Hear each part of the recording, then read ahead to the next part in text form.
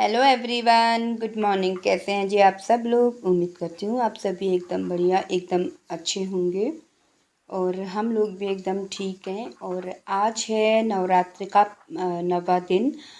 तो मैंने भी नहा धो के मंदिर में पूजा पाठ कर ली है और उसके बाद मैं आ गई हूँ किचन में। और यहाँ पर मैं बना रही हूँ अभी नवरात्रि के लिए कन्या पूजन तो मैं नहीं करती हूँ, तो मैं थोड़ा वैसे ही प्रसाद बना रही हूँ, हलवे का और चने का। साथ में पूरियाँ भी बनाने वाली हूँ। तो यहाँ पे मेरा एक चूल्हे पे हलवा है और एक चूल्हे पे मैंने चने बनाने के लिए रख दिए हैं। और बच्चे अभी नहीं उठे हैं, थोड़ी देर में बच्चों को उठाती हूँ। रुद्र ने उठाया भी, सनी तो खैर उठ चुका है। तो अभी जल्दी से ये काम निपटा के फिर हालांकि कन्या मैं नहीं खिलाती हूँ, तो लेकिन फिर भी मैं 9 पूरियाँ और थोड़ा प्रसाद चने का और हलवे का प्रसाद बना के गाय को खिलाती हूँ। और अपने 2 बेटों की पूजा भी करती हूँ, क्योंकि उनको भैरव का रूप देती हूँ मैं हमेशा ही। ये मेरा शुरू से चला आ रहा है, तो मैं दोनों की पूजा करती हूँ और जैसे कन्या पूजन के दिन किया जाता है वैसे ही। तो यहाँ पे आप देख सकते हैं चने जो हैं मेरे बन रहे हैं, अभी बन के तैयार नहीं हुए हैं। और हलवा जो है देख सकते हो, मैंने ये अच्छे से दूध में बना लिया है, पका भी लिया अच्छे से।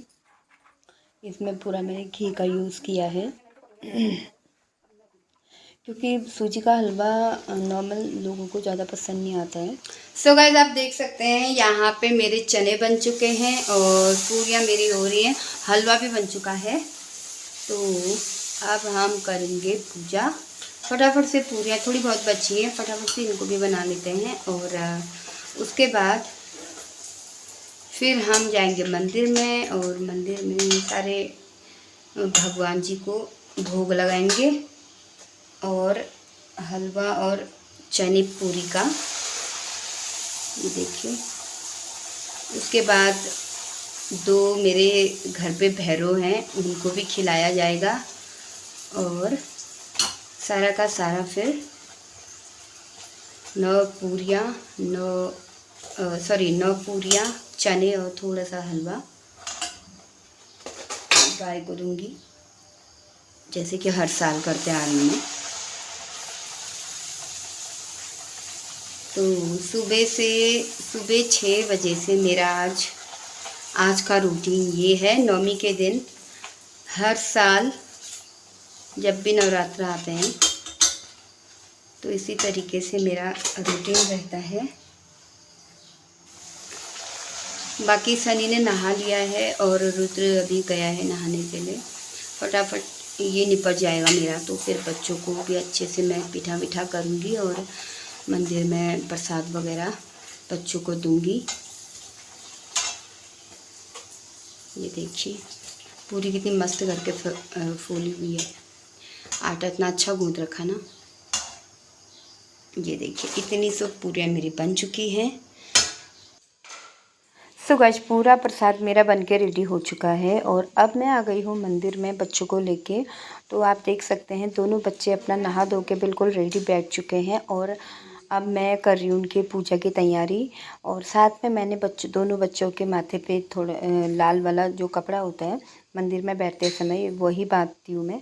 तो वो बांध दिया है और अब जल्दी जल्दी से करते हैं, पूजा करते हैं बच्चों की और इनको खिलाते हैं। क्योंकि ना नाश्ता बनाते बनाते इतना टाइम हो गया कि दोनों बच्चों को बहुत भूख लगी। मैंने कहा चलो फटाफट से पहले मंदिर में ही जाके इनकी पूजा पाठ कर लेते हैं और उसके बाद इनको प्रसाद भी देते हैं। तो यहाँ पर मैं अपना जो हमारा उत्तराखंड का पिछौड़ा होता है वो लेके आ गई थी और वही मैंने सर पे डाला हुआ है। और अब मैं करती हूँ बच्चों की पूजा।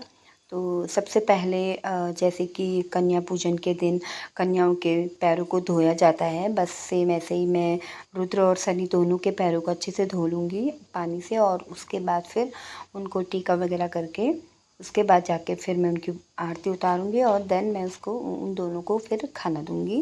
क्योंकि त्यौहार का दिन है ना, तो सुबह उठ के मतलब ढेरों काम होते हैं, सुबह थोड़ा जल्दी निपटाने पड़ते हैं।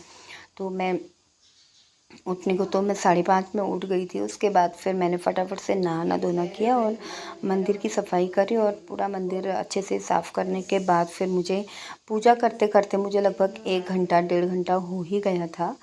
तो उसके बाद फिर मैं नीचे आई और जल्दी से मैंने सारे कमरों में झाड़ू किया और पोछा किया। जैसे कि आज नवमी है तो सारे घर को अच्छे से साफ़ सफाई करके सारे कमरे अच्छे से पोछा लगाना बहुत ज़्यादा ज़रूरी है। तो मैं आज थोड़ा मेरा पोछा लगाने का काम ज़्यादा ही था, इस वजह से मैं थोड़ा लेट हो गई थी किचन में आते आते। तो वही है ना, जब तक पूरे घर को अच्छे से साफ़ ना कर लो तब तक दूसरा काम करने का मन नहीं करता है। तो मैंने फटाफट से सारे घर को अच्छे से साफ़ किया। देन मैं गई किचन में और फिर बनाया मैंने प्रसाद वगैरह बनाने के बाद अब आप देख सकते हैं दोनों बच्चों की यहाँ पर मस्त करके पूजा हो रही है और दोनों ना हंस रहे थे। दोनों को हंसी आ रही थी कि आज हमारी पूजा हो रही है। तो ये देखिए बस इन लोगों का भी मतलब होता है ना एक इनका भी हिस्सा होता है। तो बस इनको मैंने इनकी पूजा पाठ मैंने कर दी है, बाकी इनको दक्षिणा वगैरह जो होता है वो देनी पड़ती है तो वो दे दी है।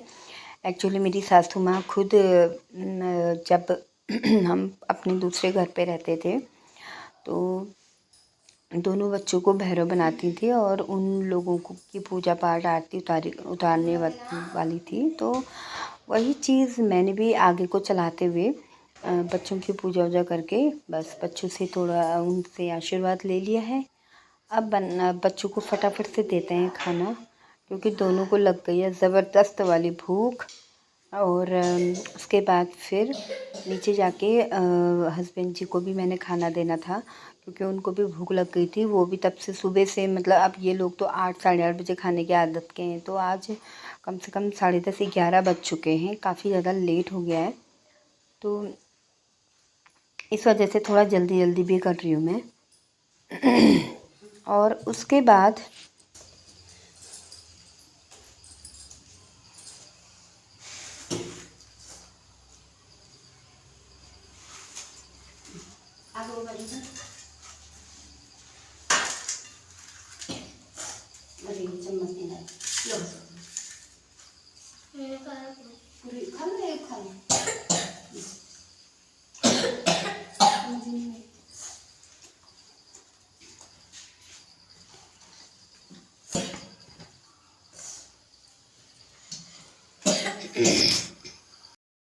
सो गाइस, बच्चों की पूजा करने के बाद अब मैं जा रही हूँ गाय को देने के लिए, और गाय का मैंने इसमें पैक कर दिया है। तो चलिए चलते हैं सीधे।